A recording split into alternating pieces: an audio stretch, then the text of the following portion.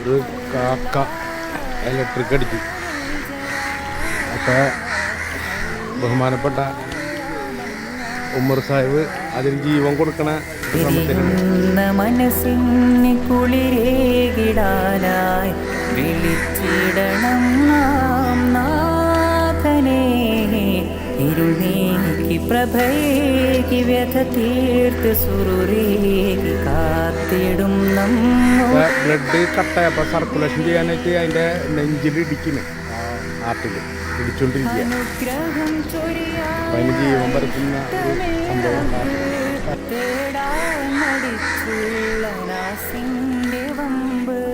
അനുഗ്രഹം ചൊരിയാനായി ഇഷ്ടമിൽ റബ്ബ് തേടാൻ മടിച്ചുള്ള